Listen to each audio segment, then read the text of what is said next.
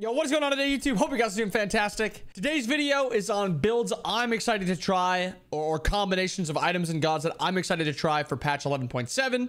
It will be out tomorrow, but I am so excited for the return of all these items. I've just got like a bunch of theories and ideas in my mind that I'm very excited to try. So that's what we're going to be doing today. Also, if you guys are not subscribed, make sure you subscribe to the channel so you don't miss any content. Smite 1 is almost coming to an end, but Smite 2 is just starting up very soon, so I'll be doing a lot of content on that. So if you guys are excited for that, make sure you guys subscribe. On to the video. The first god to start with is Onshe, but it's not an Onshe specific build. It is just an Onshe god that I selected, but it's more of just a hunter build. The idea behind the build is double crit without having to go another crit item with the Deathbringer, so you go the starter of Ornate Arrow. Do I think it's pretty bad? I don't think it's great, but I think in an idea like this, I think like this is where Ornate is actually strongest. So you can just have it as like your single crit item paired with the Deathbringer. These two items together give you enough crit chance that it's worth it. Onshe after that Ornate Arrow, not a great starting, like tier 1 arrow into Onshe is not great, but as soon as you finish that Onshe, it becomes a lot better. Hastened for a lot of that boxing, Executioner Dominance for the pen to kill those tanks, and then you have the crit to also kill those squishies, and then Hastened is going to kind of be that kiting item. Not a great 2-item spike, but 3-item spike is going to be good, and then once you finish your next items, it's going to get even better and better. And that is the idea behind this build. Some early lifesteal, double crit without having to go like a Demon Blade or a Rage or whatever. That's for hunters. Another hunter build I'm excited for is Kronos. I was of the opinion, since Kronos lost his gas pedal, which is when he uses his 2, he no longer has the auto attack debuff to his movement speed.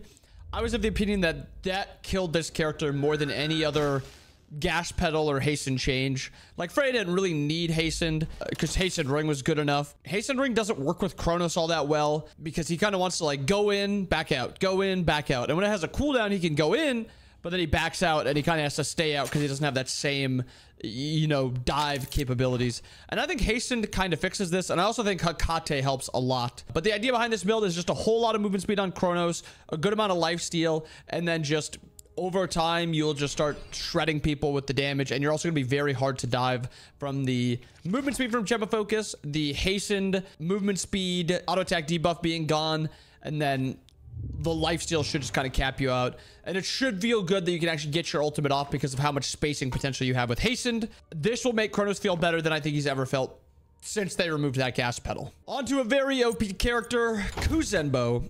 And this is a build where I think everything together kind of just works together very, very well. Is it the best Kenbo build? No, but I'm excited to try this combination. I think Shield of the Phoenix on Kenbo is going to be very insane. Healing based on hitting your 1, 2, 3, which also reset with your 2, and then healing with your War Banner, giving you % healing. I think these two can combo together very well. And this also gives us that little bit extra cooldown in that middle portion of the game. Kenbo never really had a great second option. Some of the times you'd go Cloak into Contagion Pridwin, but then you don't have a ton of health. But being able to go Thebes, Shield of Phoenix, Reverend Pridwin, yada, yada, yada. Something else you could look to build here is Shifter Shield. Do you really need it? I don't think so, but it could be cool to kind of put that in here, like a binding here also. I just think Thebes is a lot easier to just build it. Turn your brain off, just build this. Nemean combined with Kenbo 2 and then anti-heal from Divine makes it so you're going to be very hard to kill when you dive, and you're also going to return a lot of damage. And I'm very excited to try this build. A god that got a buff combined with a bunch of items I think could make him really fun to play. I've got like a tank Hades build almost. Infused Sigil gives you a tiny bit of power, 45. Soul Gem gives you 80. You get a little bit more from Typhons based on the lifesteal Soul Gem. But then Nemean returns a lot of damage. Pridwin returns a lot of damage. Infused Sigil returns a lot, and Ancile makes it so it's just harder for you to get CC'd when you're diving in, or hard to get kind of locked down in just one shot. All this together with Hades ult just doing a ton of base damage. Like, look at this. It ticks for 105 late game, and it gives you 160 protections. And that's on top of also shredding protection, so you're doing more damage because they're, you know, losing protections.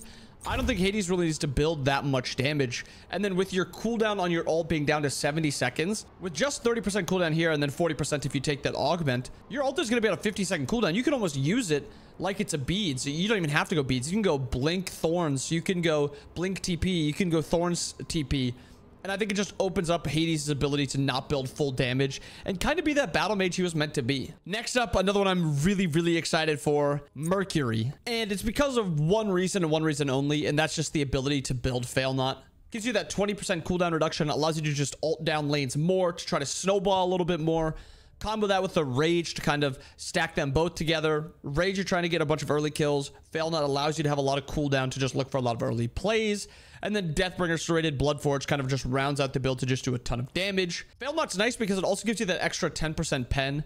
So you don't really need to go like a HiRez or a Dom or anything anywhere else. Serrated and Fail Not is just enough. My only iffiness with this build is that it's not the greatest spike early game. Like Fail Not into Rage into Deathbringer feels weird because you're going cooldown crit into pure crit into pure crit instead of like cooldown into crit or cooldown into crit or just crit into crit. I couldn't say Fail Not and Deathbringer is enough crit chance because right here you're getting the 15% and then 20% and then this gives you 30% also with the passive.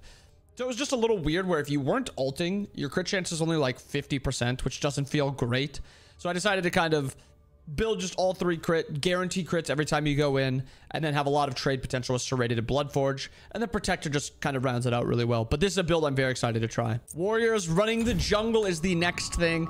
And because Erlang is probably talked about a billion times, I didn't want to have an Erlang build. I decided to go for an Osiris build because personally, I like Osiris a lot. I think he's a really fun jungler. I know he's not loved by a lot of people in terms of what he does in the jungle, but I've always really loved Osiris, so that's the build I kind of went for. And I really love this Mannequins Stone Cutting Ichaival combo because Mannequins reduces the enemy attack speed, Stone Cutting reduces their protections, and Ichaival reduces their power. So if you're 1v1ing somebody, everything that they need to kill you is going to be decreased a lot, and everything they need to just 1v1 you is going to be decreased a lot, while you're also gaining protections, gaining power, and then just doing more damage. Combining that with Shifter Shield will just give you that little extra tankiness, and Mantle of Discord to kind of give you that CC immunity when you do get low. Kin Size allows you to kill tanks. I think it's just a really rounded out good build. Another thing that I was thinking about was going something like the Ansile, because if you blink in, if they decide to try to root you, so maybe instead of like Shifter's Mantle, you go something like Ansile Magi's, and then when you blink in, the mid laner hits you with one ability, gets silenced. That ability is a CC. You immune that CC. You silence them. You beat on them. And you basically force their relics or you just outright kill them. I think this would be really fun to try. I do like the other one slightly more just because I think it fits more in most builds. But I think both will be really fun. And I'm excited to try anything with Osiris. Next up, we needed a true support build.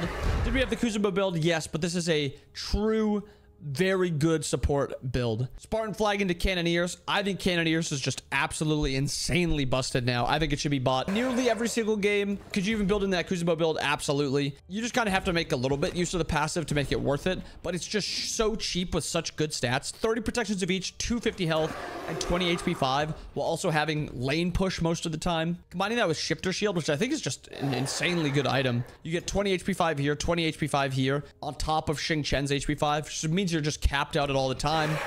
And it's just two very, well, Shifters isn't that cheap, but Cannoneers is very cheap, and then Shifters is just really good for living. It'll make Xing Chen very hard to deal with. Combining that with Pridwin Binding Mantle, a little bit more damage for him and his team, and then just a whole lot more survivability. I think this build is going to be awesome. I think Xing Chen is going to be very hard to deal with, and I'm, again, very excited to try this build. That's the name of this video, so I'm excited to try these builds. And then lastly, I've got an absolutely disgusting build for you disgusting mid laners. Voila. Shifter Shield, I think, is going to be so good on mid lane mages because it is such a statted good item, especially if you have a heal to kind of decide if you want to be a little bit tankier or if you want to be able to heal up. You can kind of trade and then back up and heal, and you're very hard to all in. You clear well enough with just Conduit into Kronos Pendant, and then Shifter Shields makes it so you're very, very hard to kill. Combining all the movement speed from this, the HP 5 from Shifters and Charon's Coin, and then just the protections you get when you're low. When you're under 75% health, this item is 300 health, 50 protections of each, and 20 HP 5. Combining that with the movement speed of Charon's Coin and Gem of Focus, you are not going to be easy to kill. You also get a little extra cooldown with Kronos Pendant, the Reaver to kill tanks a little bit easier. And then if they have some squishies you want to do a bit more damage to, go the Rod. If they have a lot of tanks, go the Obshard. But this build on Raw, I'm going to have so much fun with. And those are some of the builds I'm excited for. Obviously, they can extend beyond just the god I selected them on. Like that Raw build, I think would be really fun on Don't call me too cringe. On like Hell or Aphrodite, I think it'd be a lot of fun. The Xingqian build on someone like Sobek could also be really fun. But these are the gods that I first thought of when I thought of these builds. I hope you guys enjoyed the video. And again, if you guys are not subscribed to the channel, make sure you guys subscribe. Also, check out the Inbound 2 channel if you're interested. It is just A to Z gameplays from now on until Smite 2 for the most part. Just so you guys can kind of see how I'd play everything in support. But I hope you guys enjoyed the video. I hope you guys have all the rest of your day. I'll see you guys again next time. Peace.